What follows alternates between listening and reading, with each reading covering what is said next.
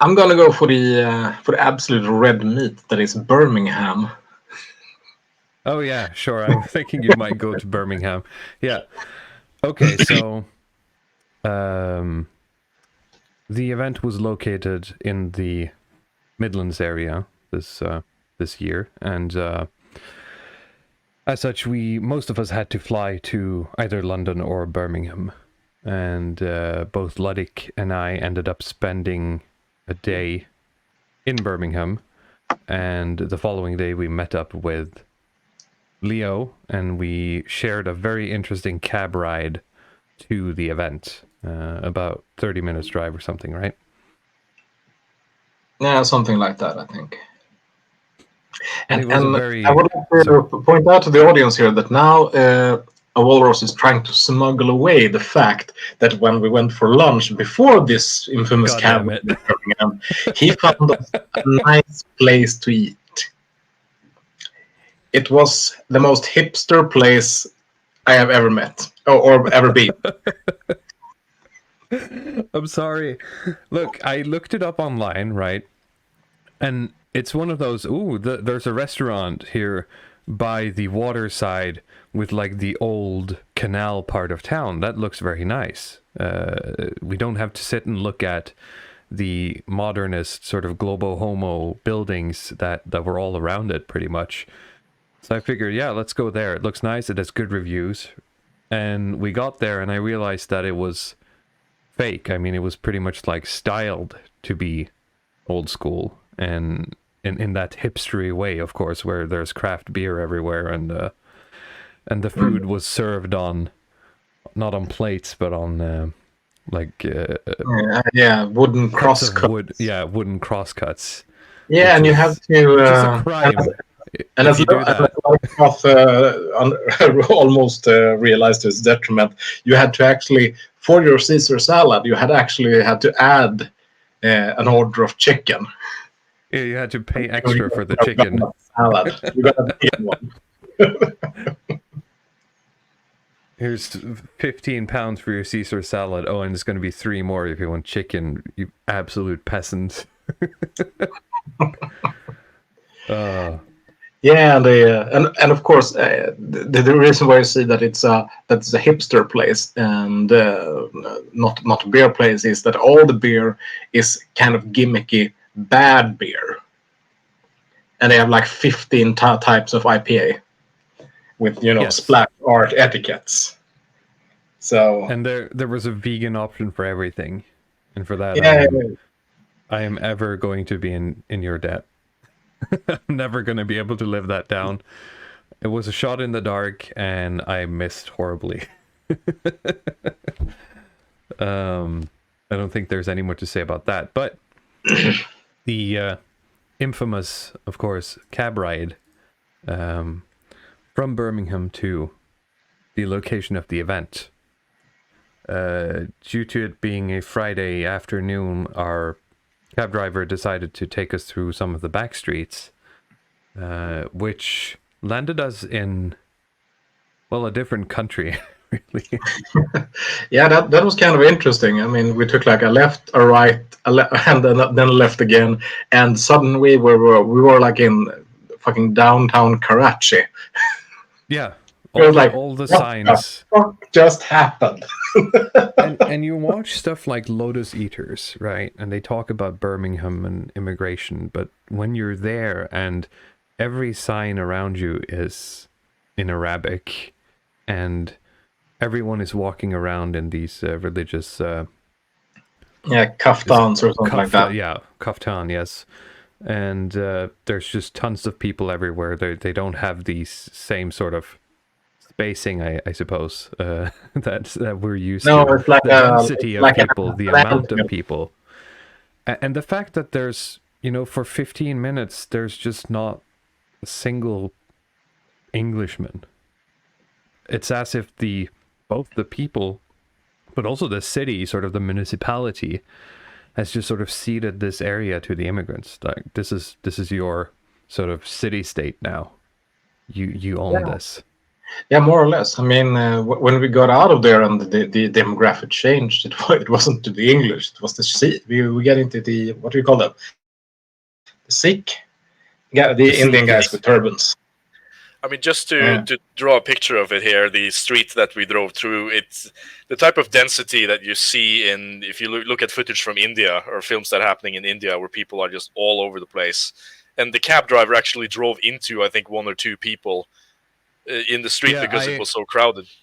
I wanted to because the thing I used to order, the taxi allowed me to give him like 5 stars, like 1 to 5 stars after the ride.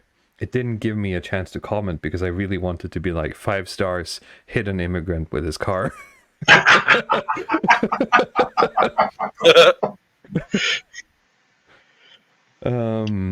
But unfortunately that wasn't possible. But it was, but it wasn't just, I mean, that was an eye-opening experience in terms of the amount, just the sheer volume, which makes our, problems look like, well, nothing. It's a fairy tale country compared to what's going on in England. But it was the general state of it all. The buildings were all run down. The shops, half of them are closed. It's filthy, it's dirty. Yeah, All the way even in to the the city location of center. the event, the roads are in bad shape. There's trash everywhere. It's just, usually, maybe this is boomer truthism, but you think about the English, in a sense, having some sense of care and control. They're usually, the image you get of the English is people who know their stuff, who know what they're about, right? But Yeah, this was that's just not the case. no, it was just decrepit, run down, decrepit, and it was. Did you think about that, Walrus? It was also like that, kinda in the city center, like downtown as well.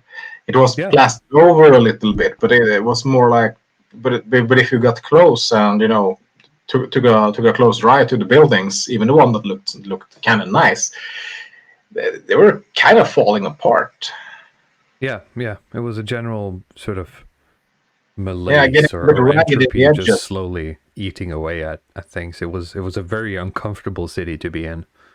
Yeah, I yeah, mean, but the it's just one giant concrete slab, right? That's what it felt like to me. And they just keep putting concrete on top of concrete and new buildings on top of old buildings. This is something we discussed that in Norway they put some of this modernist architecture in Oslo that they call the barcode. It's extremely unpopular, but in Birmingham they have basically the exact same designs that are just kind of these Lego buildings that are stacked on top of the old kind of English stone and brick houses. Yeah, but I think it wasn't like that. Yeah, here it is. I'll show an image. This is the image of the barcode in Oslo. These, I'm not like approximating even, these exact buildings you can find in the center of Birmingham. And I had at the event a sort of grug moment where there's something wrong about this. I haven't been able to, articulate these things to friends and family and people I talk to. But there's something wrong about this. I don't know where in the world I am. Nothing about this is Norwegian.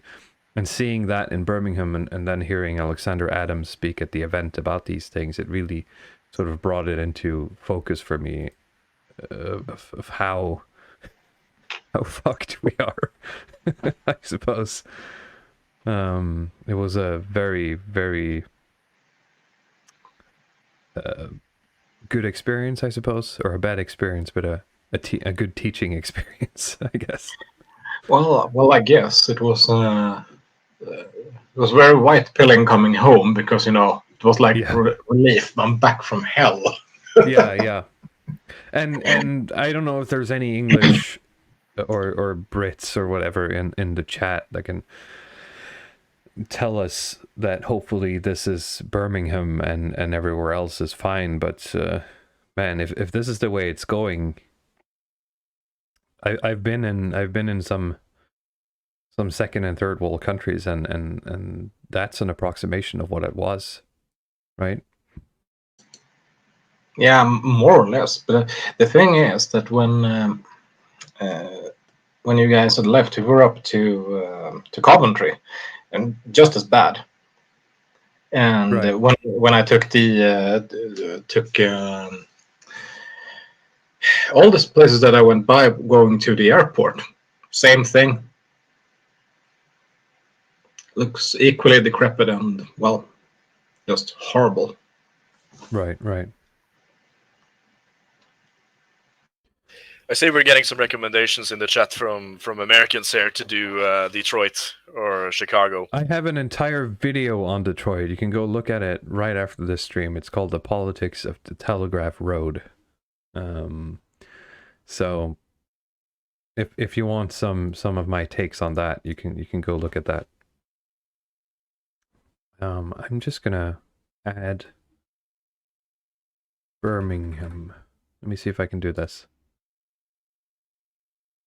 Here we go. Oh, I did not like that it's hiding your face, Ludwig. I just wanted sort of a topic on what we're discussing. Can I move this?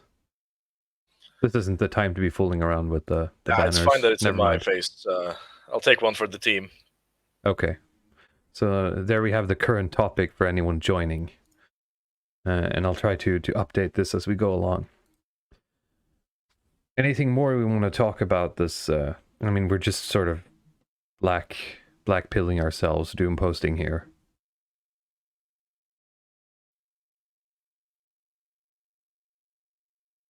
Maven Politics says there's a reason why none of us in the Birmingham basket weaving actually live in Birmingham. Well, I mean, that's the thing, because I ended up talking at the event with Carl Benjamin for 5 minutes about this, and I told him, you know, we took the cab from Birmingham to here, and I told him pretty much everything that we've been discussing now, and he's like, yeah, it's really bad, and you know, we've just sort of fled. No one lives there. No one wants to touch it. No one wants to deal with it, and it's just going to fester. The last part is probably me paraphrasing or recalling something wrong. There was quite a bit of alcohol, but that's the takeaway, right? Even local British people that I talked to there at the event are all equally as disturbed. I suppose they're just trapped, like all of us, in a system that doesn't want to do anything about it.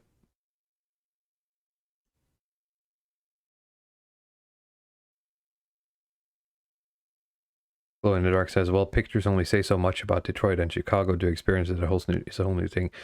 I agree. And I'll add that it's been quite a while since I think I was like a day and a half, barely even, maybe, yeah, a bit over a day in Chicago. And I was probably in more of the center about 10, 11 years ago. And I wasn't even paying that much attention because I was a teenager. So, you know, I'm not an expert on Chicago, but it was a nice backdrop because the Telegraph Road that I'm using as a vessel in that video is specifically in Chicago or outside Chicago. You know, I did see like a report on the NRK, like the Norwegian state broadcast, from with that guy who was like the guitar player in Turbo Negro, Thomas Seltzer, where he did a report on Detroit. And I didn't remember much of it. I just remember him driving down the highway there and just looking at, you know, if you get what kind of business is actually thriving in Detroit, and it's basically mega churches and liquor stores, and it just goes on: mega church, liquor store, mega church, liquor store. That just, I mean, it is, yeah, it communicates volumes about the mental state of the. I won't be too explicit here, but like the type of the archetype of the people who occupy the place currently.